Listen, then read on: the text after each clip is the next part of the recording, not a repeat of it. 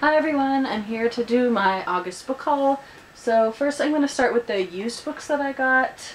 I went to two used bookstores this month, one when I was on vacation and one in near my home. So the one, I only got one, I believe one, when I was at home, and that's Adaptation by Malinda Lo. And I checked this book out from the library and I didn't get to it in time before it was due, so I thought I would try and find a used copy, and I did for $6. So I'm excited about this one. It says, across North America, flocks of birds hurl themselves into airplanes, causing at least a dozen to crash. Thousands of people die. Fearing terrorism, the United States government grounds all flights and millions of travelers are stranded. Among them are Reese and her debate team partner and longtime crush David, who are in Arizona when the disaster occurs. On their drive home to San Francisco, along a stretch of empty highway in the middle of the Nevada night, a bird flies into their headlights. The car flips over. When they wake up in a military hospital, the doctor won't tell them what happened, where they are, or how they've been miraculously healed. So, goes on, but that sounds really, really good. Another bookstore I went to was selling art copies of books for $3 each, so I picked up a bunch of those. I got Frost by Mariana Baer, and this is about a girl who's in her senior year at a boarding school, and she has to live in, or I guess they chose to live in this place called Frost House, and they'd been given this roommate that they weren't expecting. And then weird things started happening at Frost House, like so frames are falling off the walls and doors are locking and furniture's falling over. And Celeste is the loner, the girl they didn't expect was going to be in their house with them, and she's blaming the housemates that they're trying to get rid of her, and so that sounds creepy. Then I also have a middle grade novel, Jake and Lily by Jerry Spinelli. I love Jerry Spinelli's books, they're so cute. And this is about Jake and Lily are twins, and it says they're really different. This is about when they turn 11, and just about growing up and being twins, and like how they're kind of starting to grow apart. So this sounds cute. Then I got Always Neverland by Zoe Barton, and this is kind of a Peter Pan Neverland, The Lost Boys retelling kind of thing. Says, so since his original adventure with the Darlings, Peter Pan has been bringing new Wendy girls to Neverland to take care of the Lost Boys. Now he's come for Ashley. She can't wait to learn to fly, but spring cleaning? No way. Ashley's made of much tougher stuff than the Wendy girls of the past. She'd rather swim with the mermaids or fight Captain Hook and his pirate crew. Creating new adventures for her new friends, Ashley quickly brings changes to Neverland, but Tinkerbell and Tiger Lily aren't too happy about it. So that sounds really cute too. Then I have Dear Bully, and this is by a bunch of different authors. It's edited by Megan Hall, and it says 70 authors tell their stories. So I know there's, so Ellen Hopkins does the introduction. We've got Courtney Scheinmel, and who other people? I don't know. Lisa McGann, R.L. Stein, Michael Osto. There's a lot of people probably that maybe I don't recognize. A.S. King, Jessica Brody, Sophie Jordan, Nancy Werlin, Kirsten White. I mean, a bunch of different authors, 70 different authors, all talking about how they were bullied. And it's a collection of stories about bullying. And so this just sounds really interesting. I can't wait to hear, read about these stories. I'm sure it's going to be heart-wrenching, but another really important topic to talk about. Then I also got The Surrogate by Judith Henry Wall. This is an adult book. It's about a woman, a 20-year-old named Jamie, who she needs money, so she becomes a surrogate and for this family, and they kind of take her away to isolate her, and they're giving her all this money, but then she starts to realize this is kind of shady stuff going on, and she tries to escape. Sounds really good. And then a book I got to read to my youngest daughter, who's 4, is Puka, the Pup After Merle by Ted Karasote. It's the guy who wrote Merle's Door. But it's like a picture book, but it talks about like from the time he got his puppy, has cute little pictures of puppies, and I mean it's not a children's book really, but my daughter just loves dogs, so it talks about training him and what kind of his growing up and what he has to do with him. I mean, it's just super, super cute. So that's going to be really fun to read with my daughter. And then the new books that I ordered, I got Monarch Beach by Anita Hughes. I just got something else recently by her. Takes place in San Francisco. I can't remember what it was, but I just got something else by her. Anyway, this is about Amanda Blick, a San Francisco heiress. She finds her French chef husband wrapped around his sous chef, and her life falls apart. So she packs up herself and her son Max, and they move to the St. Regis Monarch Beach Resort in Laguna Beach to spend the summer and heal herself, and then she starts to find a new love. So that will be really good. And I got The Secret Daughter of the Tsar by Jennifer Lamb. And this, I'm going to read the back because it's complicated, but sounds amazing. So in her riveting debut, Jennifer Lamb seamlessly braids together the stories of three women, Veronica, Lena, and Charlotte. Veronica, an aspiring historian, lives in present-day Los Angeles, meets a mysterious man who may be heir to the Russian throne. As she sees about investigating the legitimacy of his claim through a winding path of romance and deception, the ghosts of her own past begin to haunt her.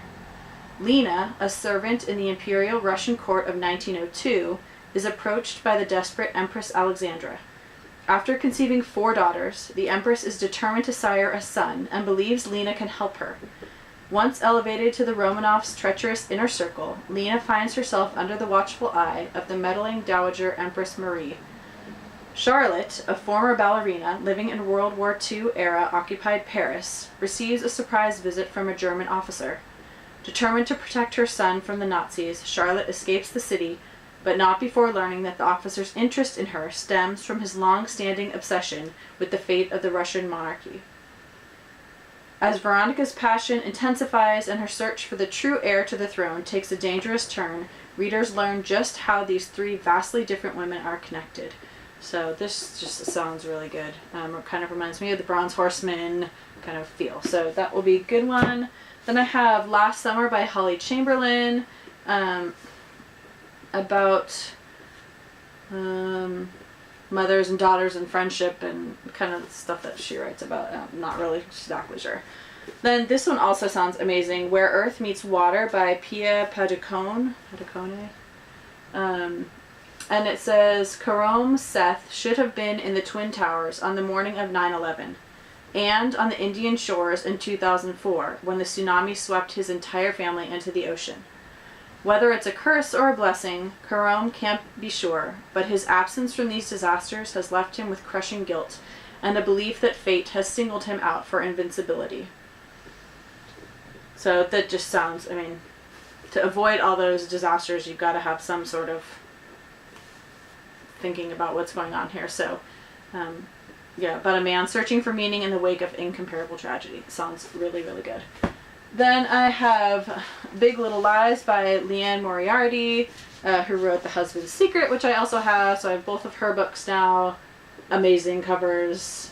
A lot of it is because of that, but they both sound amazing. So Big Little Lies is about 3 women.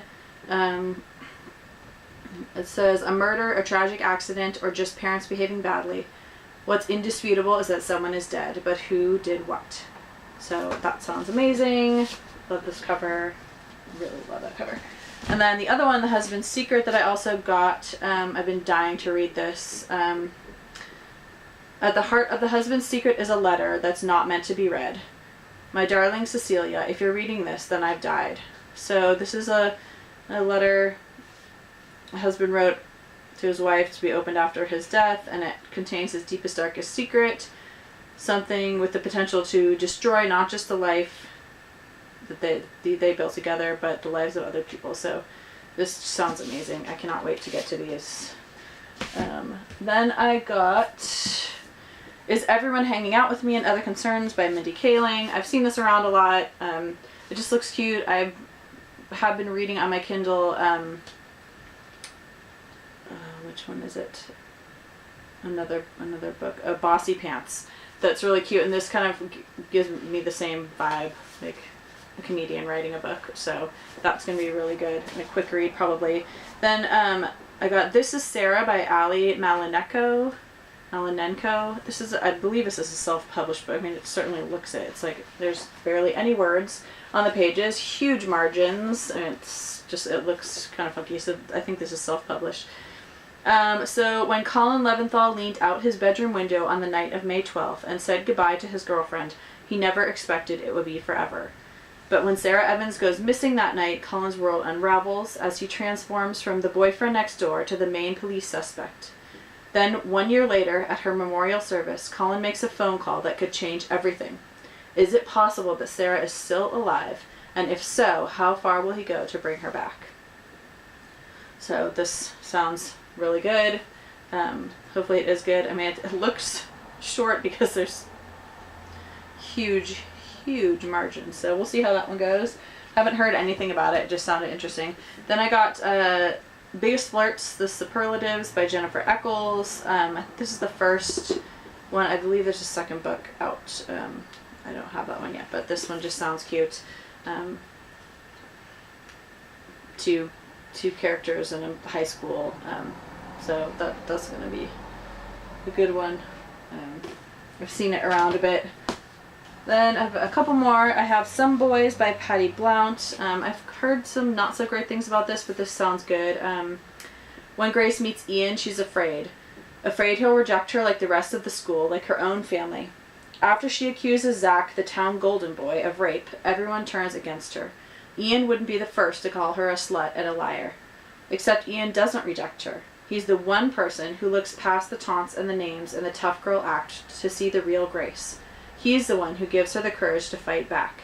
He's also Zach's best friend. So I think that sounds amazing. We have a theme going on of bullying books apparently, so I think it sounds good. I'm hoping that it actually will be good. Then I have another book that looks self-published. This is Firebird by Dana Rose Bailey. Gorgeous cover, reminds me a lot of Fire and Flood, which I haven't read, but that feather theme.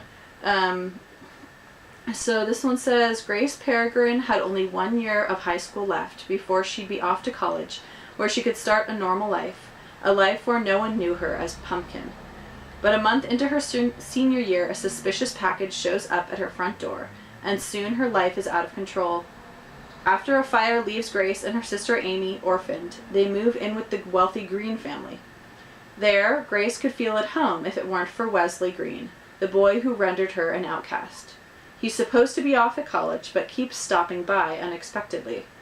That all becomes trivial after Grace overhears the fire marshal tell Mrs. Green that the fire was set on purpose, making Grace question if there is a connection between the fire and the two strange bumps that recently appeared on her back. The only solace from the constant worry and questions, and Wesley's prying eyes, comes when Justin St. George, the cutest boy in school, starts paying her attention. But when the bumps grow into bright red wings, and two mysterious men follow Grace home from school, she sets out to find the truth, no matter what the cost. So that sounds really cute too. And it's not a weird formatting. I don't know what is up with these self-published books. They just look so bizarre. It's like this huge left-hand margin and goes like straight. It's so weird. Anyway. Then I also have Just Like Fate by Suzanne Young and Kat Patrick. And this is about a girl who's at a crossroads. Her grandmother's sick, and she can either like go see her grandmother, like be with her, or she can go out to this party. And this is kind of the point where the story splits. So if she does one thing, her life goes one way, and if she goes the other way, her life goes this other way. So it splits her fate into two paths. And I believe that each path is written by one of the two authors. That's what I'm assuming. I could be completely off, but